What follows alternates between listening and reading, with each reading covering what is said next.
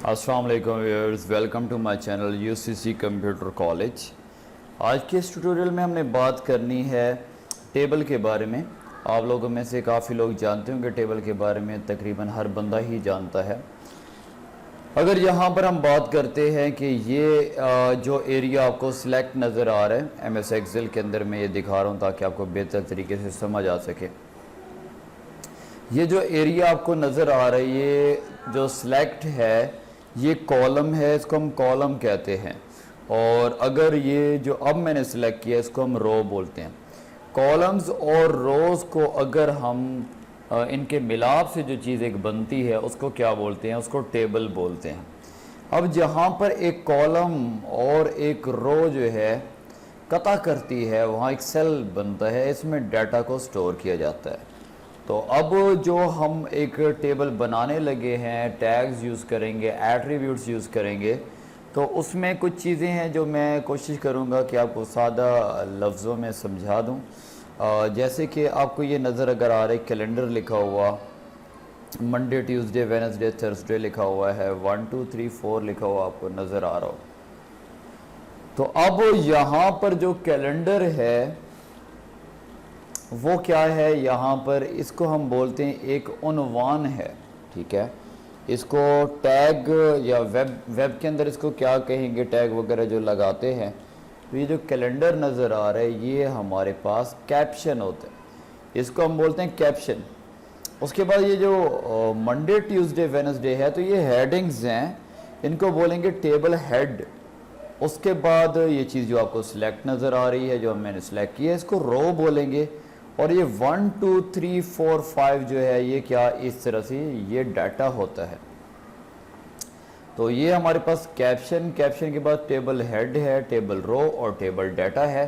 इसको इस्तेमाल करते हुए हम कोशिश करेंगे कैलेंडर बनाने की।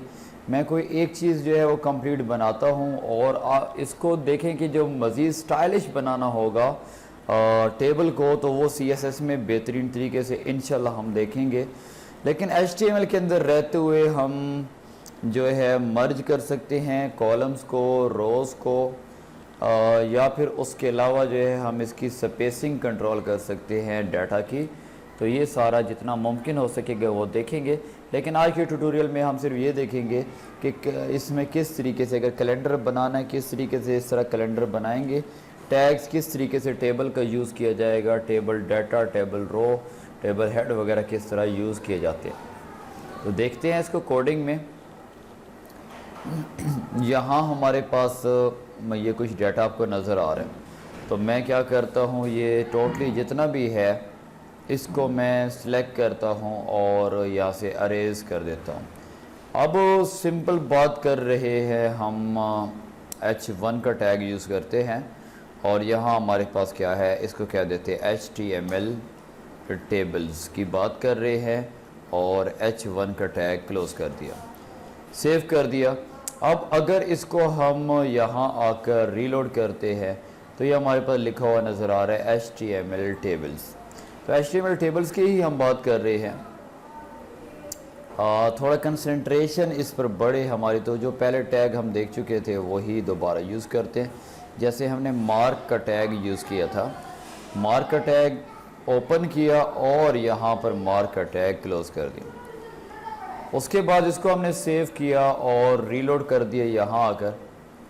तो क्या रीज़न है, यहाँ मिस्टेक रह चुकी है, मार्क का टैग ओपन है, मार्क का टैग क्लोज है। सेव किया और इसको हमने कर दिया रीलोड यहाँ से। अब यहाँ पर इसको सेव किया और इसका रिज़ल्ट चेक करते हैं। हम ये चाहते हैं यहाँ पर इसको हाईलाइट होना चाहिए। तो अब इसमें क्या होता है कि हमारे पास जो हाईलाइट करना चाह रहे हैं, हमने टैग यहाँ यूज़ किया, इसको सिलेक्ट करते हैं, इस टैग को यूज़ करते हैं, यहाँ हेडिंग के अंदर यूज़ करेंगे तो इसका रिज़ल्ट हमें नज़र आएगा।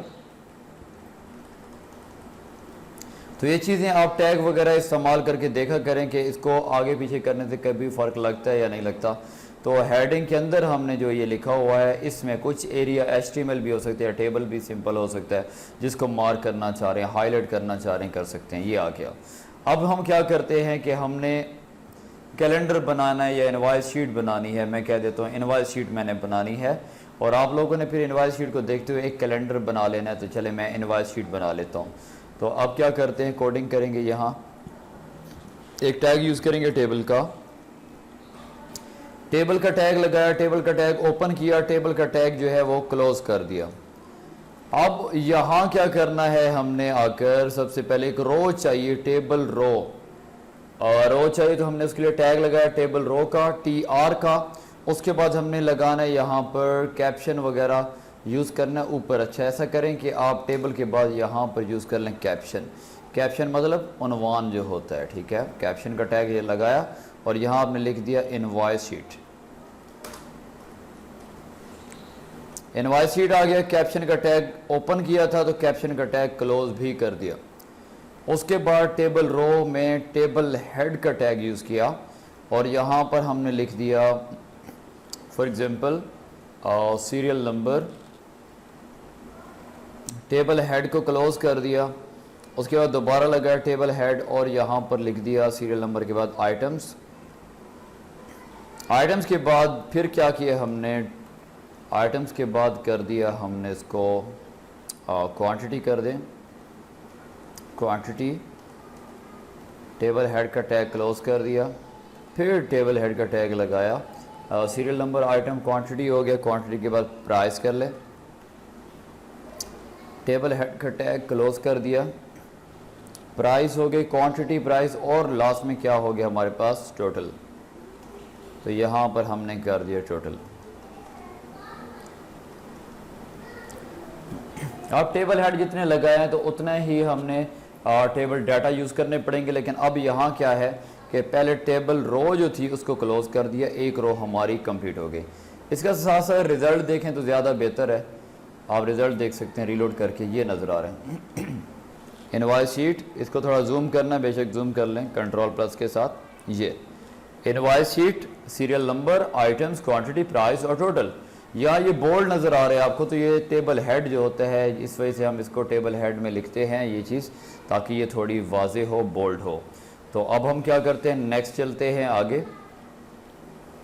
तो मज़ीद हम क्या करते हैं, टेबल रो लेते हैं एक, और उसमें हम लिख देते हैं TD, टेबल डाटा। तो सबसे पहले हमारे पास क्या है, सीरियल नंबर 1 है, टेबल डाटा का टैग हमने कर दिया क्लोज, फिर टेबल डाटा का टैग लगाया और आइटम के अंदर हमने लिख दिया USB और TD, क्लोज कर दिया टेबल डाटा। और उसके बाद USB आ गई, आइटम हो गया हमारे पास। उसके बाद क्वांटिटी है, क्वांटिटी कितनी है, फॉर एग्जांपल मैं कर देता हूँ 5 है, और टेबल डाटा क्लोज कर दिया। और उसके बाद TD दोबारा टेबल डाटा को ओपन किया, और अब क्वांटिटी के बाद कीमत है तो मैं इसको कर देता हूँ 500 और टेबल डाटा क्लोज कर दिया। उसके बाद टेबल डाटा का टैग दोबारा लगाया, और अब टोटल करना है तो यहाँ मैं लिख देता हूँ 2500। एक्सेल वगैरह में तो हम मल्टीप्लाई कर देते हैं, लेकिन यहाँ पर हमने खुद लिखना पड़ेगा। टेबल रो भी जो है वो क्लोज कर दी, उसका टेबल रो का टैग भी क्लोज कर दिया। अब चेक करें, यहाँ का रीलोड करें तो ये सीरियल नंबर 1 USB, उसकी क्वांटिटी कितनी है, कीमत कितनी है, और टोटल हो गया। अब इसी को हम आगे चलाना चाह रहे हैं तो इजीली आगे चला सकते हैं। अब यहाँ मैं कुछ कॉपी करूँगा ताकि हमने बार बार ये लिखना ना पड़े।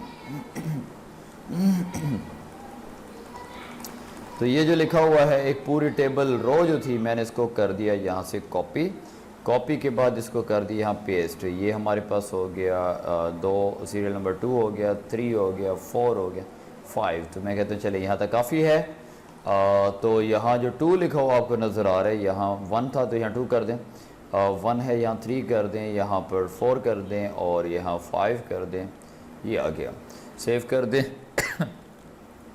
तो यहाँ पर आप चेक करें तो ये आपके पास एक टेबल बन चुका है। सीरियल नंबर तो मैंने चेंज कर दिया, लेकिन आइटम वगैरह मैंने चेंज नहीं किया। आप चेंज करना चाहें कर सकते हैं। और एक आपने जो कैलेंडर बनाना है तो जहन में रखें कि जो आज की डेट होगी, आपने कोशिश करनी है सितंबर का कैलेंडर बनाएं। अगर आज 22 है, कल 23 डेट है, कल आप बना रहे हैं तो 23 जो है वो शो होना चाहिए कि ये एक्टिव है। वो किस तरह कर सकते हैं वो आपको आइडिया होगा, ना या नहीं होगा मैं बता दूंगा, लेकिन ईजी है, इतना मुश्किल नहीं है। अब इन पर बॉर्डर तो लगा लेते हैं इंशाल्लाह। इसी में बता देता हूँ मैं लेकिन यहाँ पर स्पेसिंग कंट्रोल करनी है या मज़ीद और चीज़ें होती हैं, वो इंशाल्लाह नेक्स्ट लेक्चर में देखेंगे। तो अभी हम बात करते हैं मज़ीद थोड़ा इसके बॉर्डर की अगर बात कर लें तो यहाँ पर अगर हम गौर करते हैं, टेबल जहाँ लिखा हुआ है, इसको थोड़ा मैं जूम कर देता हूँ। ये टेबल में एक एट्रीब्यूट लगा है border. Border is equal to inverted commas के अंदर आपने यहाँ 1 लिख देना है और इसको सेव कर लें, इसको यहाँ से रीलोड करें।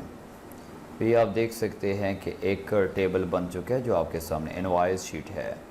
अब टेबल का जो आपने बॉर्डर लगाया, तो अगर इसकी वैल्यू चेंज कर दें, यहाँ 1 की जगह 5 कर दें, तो बॉर्डर आप देखेंगे मज़ीद बोल्ड हो जाएगा ये चीज़। तो ये आपके पास एक टेबल बन चुका है जिसके अंदर हमने बात की है कि हम टेबल हेड यूज़ करते हैं, टेबल डाटा यूज़ करते हैं, मुख्तलिफ रोज़ हैं, टेबल रोज़। उसके बाद ऊपर इनवॉइस शीट जो लिखा हुआ नज़र आ रहा है, ये क्या है, कैप्शन है। तो यहाँ तक उम्मीद करता हूँ आप लोगों को समझ आ चुकी होगी। कहीं से कोई भी कन्फ्यूजन हो तो आप क्वेश्चन कर सकते हैं।